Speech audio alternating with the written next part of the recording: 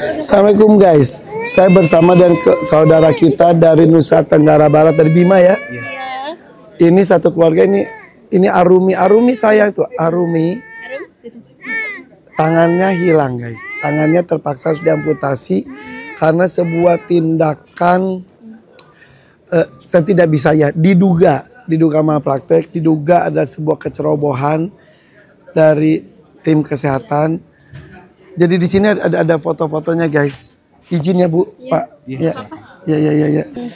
Jadi tanggal 13 April 2025 karena Arumi panas, demam, muntah, dibawa ke puskesmas, makanya itu kan takutnya dehidrasi.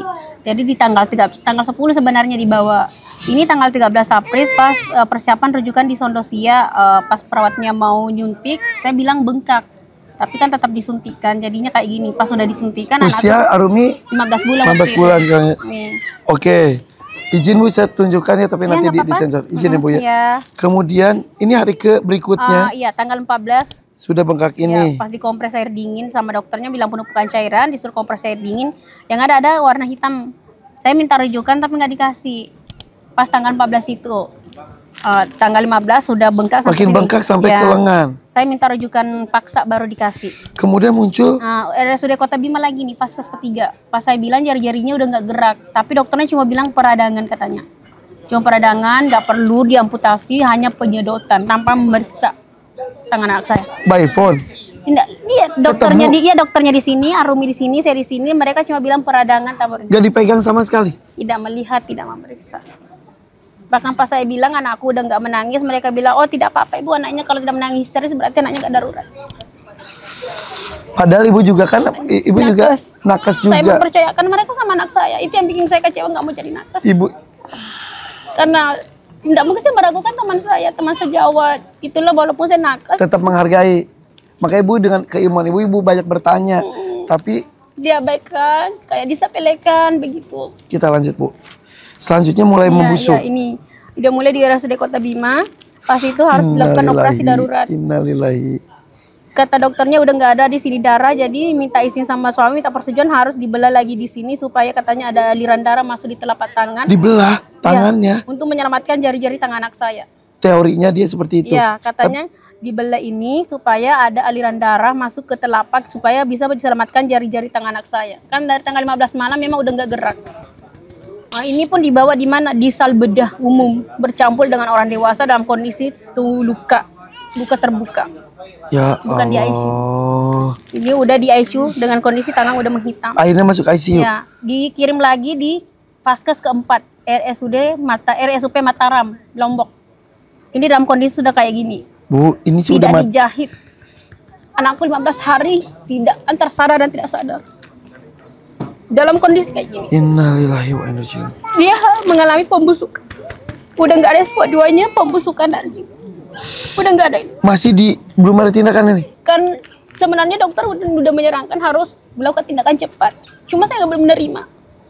Masalahnya anakku cuma demam muntah. Kok harus diamputasi? Oke. Saya bukannya menolak itu amputasinya, tapi saya butuh kesiapan dulu. Ya. Saya butuh siap. Akhirnya makin buruk. Iya. Kalau ini memang udah nggak bisa diselamatkan jadi dari awal. Cuma dokternya di sana. Ibu mengizinkan amputasi, udah amputasi. Iya. Dari demam tiba-tiba jadi amputasi. Sampai membusuk hitam gini. Menghitam kan ini udah nggak ada aliran darah, udah menekuk kayak gini, udah nggak bisa, udah nggak ada. Cuma kami berharap masih bisa diselamatkan lengannya. Kan awal mulanya sampai di sini, tapi kami nggak bisa karena berharap sampai di sini masih bisa lah, lebih bisa pendek mungkin. Dan Masya Allah ternyata masih bisa diselamatkan lengannya. Ini kan udah kayak membusung itu. Innalillahi. Saya minta dokternya untuk dibuka ini kan ini. Makanya di bedroom. Tapi ini awal muasal di infus itu di Puskesmas Bolok. Kemudian ini tindakan-tindakan ini sudah di RSUD Sondosia cuma kompres air dingin. Misalnya minta rujukan tapi tidak dikasih. Itu udah menghitam. Di RSUD Bima dilakukan itulah operasi darurat pas dibelah itu. Cuma tanggal 16 dioperasi, 17, 18 dirujuk ke RSUP Mataram dalam kondisi sudah kayak gini. Ini dilakukan di Mataram? Iya di Mataram ini kan udah nggak bisa diselamatkan ya, memang dari awal.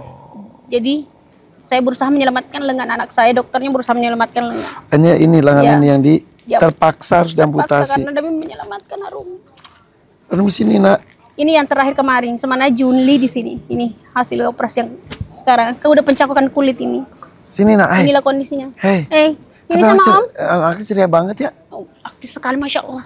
Iya, Nggak pernah merasakan mau yang mana, kesakitan. yang mana? Gajah. Ini. Gajah ya? Suka gajah ya kamu ya? Ya. Iya, ini belalainya. Iya, belalainya ya. Go. Iya, ini matanya, ini kupingnya kecil. Iya. Kuping kamu mana kuping kamu? Ini. Hidungnya mana? Coba kasih lihat Om. Yang hidungnya mana hidung? Hidungnya mana? Hidung. Hidung kamu mana? Oh, tangannya. Oh, tangannya sakit ya? Gak apa-apa. Tos dulu sama Omnya. Tos. Terus pakai ini aja. Tos. Mau tos tangan tadi udah tos pakai tangan kanan. Bisa gendong guys Gendong. gitu. Ayo beli mamam. Oh iya, apa itu ya? Nggak apa-apa. Ini sakit sini, kemarin sini. ya. Digendong sama Omnya. Ayo. Ada mainannya Om. Ada mainan Iya. Om. Ini Iya. Udah. Oh, udah sama bapak. dia masih trauma. Iya. Sini.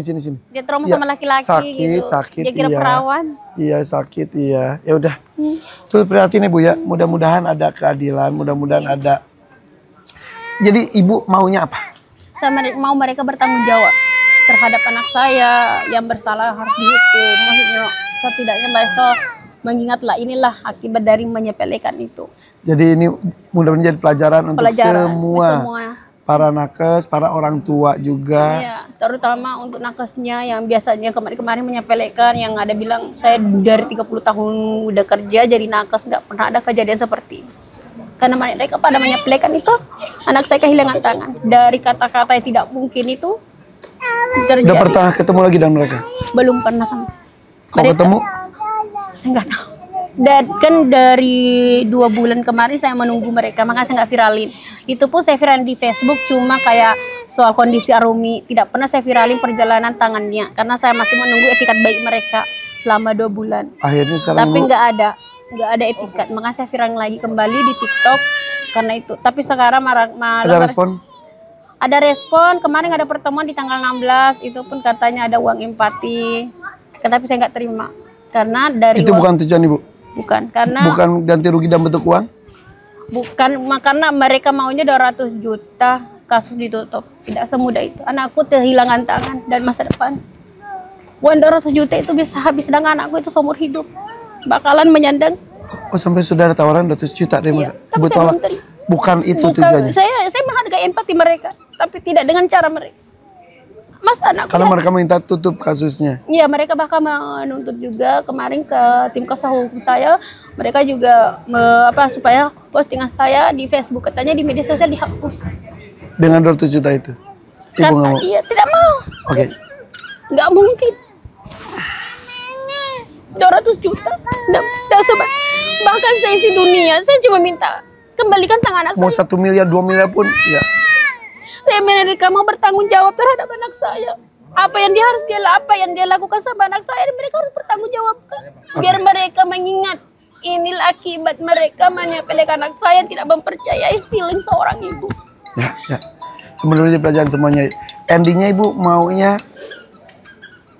tanggung jawabnya itu seperti apa? Intinya aku mau dia itu menjamin masa depan anak saya seumur hidup. Dalam segi apapun, baik dari segi kesehatan, pendidikan, biar mereka mengingat terus Arumi.